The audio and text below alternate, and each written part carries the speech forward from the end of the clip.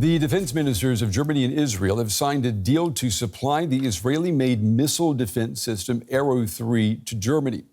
The hypersonic system will become a key part of a German-led European defense against any aerial attack. Now, Berlin hopes to have it up and running within 2 years. The agreement signed today is also the largest deal in the history of Israel's defense industry. Here's the German defense ministers speaking after signing that deal. It's without exaggeration a historic day for our two countries. We're in agreement that the Arrow system will make German air defence fit for the future. It's one of the best, if not the best system. And we're very glad that we could really come to the signing of the memorandum of understanding today after relatively short negotiations. All right, for more now, I want to bring in Bradley Bowman. He is Senior Director of the Center on Military and Political Power at the Foundation for Defense of Democracies. He's doing a two-timer this week here on The Day. Brad, it's good to see you again. What kind of protection will the Arrow system provide, and who or what is it protecting Europe from? Yeah, no, thank you. The Arrow 3 is a U.S.-Israeli-built missile defense interceptor. It's really designed to defeat medium-range ballistic missiles. It's what we call an exo-atmospheric interceptor, which is fancy language for saying that it's meant to deal with missiles coming from outside the atmosphere. The Arrow system is part of a tiered missile defense system that Israel and the United States have developed together. Arrow system is at the highest tier. You have David's Sling in the middle and Iron Dome in the bottom. From whom? Well, obviously, Putin's unprovoked invasion of Ukraine is concentrated many mines in Europe, dare I say, from this side of the Atlantic, that the systematic use of missiles and drones against not only military formations, but against civilian infrastructure and civilians themselves is not a relic of the distant past. And so that's catalyzed efforts to increase air and missile defense capacity. And Iran has the largest ballistic missile arsenal in the Middle East and has been working to extend the range of their missiles, some of which can already reach Eastern Europe, and pretty soon most of Europe will be under the threat umbrella of Iranian ballistic missiles. The deal for Germany to buy the Arrow 3 system, that deal is now done. Is a 2-year timeline for getting the system operative, is that a realistic one?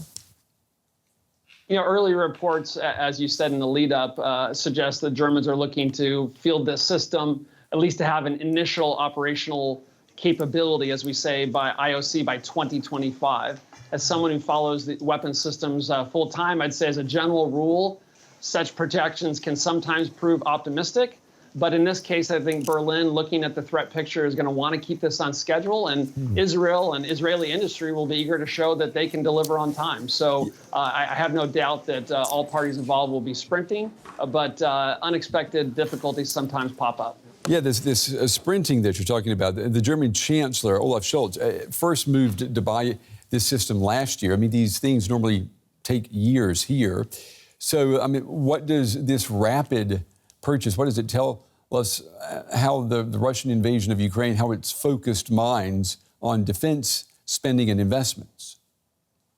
No, it's a great point. I think the brutal nature of Putin's war in Ukraine has really reiterated that such horrible things can happen, and our adversaries sometimes target not just military formations but also civilians and civilian infrastructure. So if you envision a large-scale, God forbid, war between NATO and Russia, then if you realize that you're going to have to protect more than just military units, you're going to have to protect cities, civilian infrastructure, logistical nodes, ports, airports, that sort of thing. That increases significantly the amount of air and missile defense that you need. And you want that air and missile defense to be integrated so that all the different systems can communicate with one another and operate in a seamless way.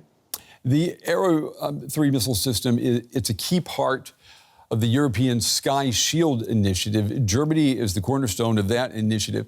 I'm wondering, what's Washington's view of the system?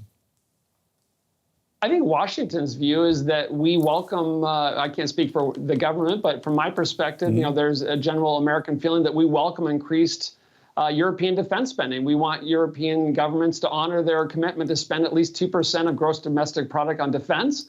And if I were making a top list of things I'd like Germany to spend money on, I would say integrated air and missile defense is one of them. So this European Sky Shield initiative is designed to facilitate the multinational acquisition, integration of these capabilities. And Germany, you're right, has played a leadership role. The goal is to lower costs by economy scale purchases and increase effectiveness. You know, the big idea in air missile defense these days is you want to have any sensor to be able to work with any shooter, so that you don't have these standalone systems that can't communicate with one another and cannot operate together in a seamless, quick, and integrated manner. So that's why it's so important that the different nations involved coordinate and don't buy standalone systems that can't be integrated. I've got about 45 seconds. You know, speaking of other countries, France is not very happy with reliance on technology from outside Europe. Some European countries, France, Poland, Italy, and Spain, have not signed up to it. Would that amount to a fatal flaw in the system?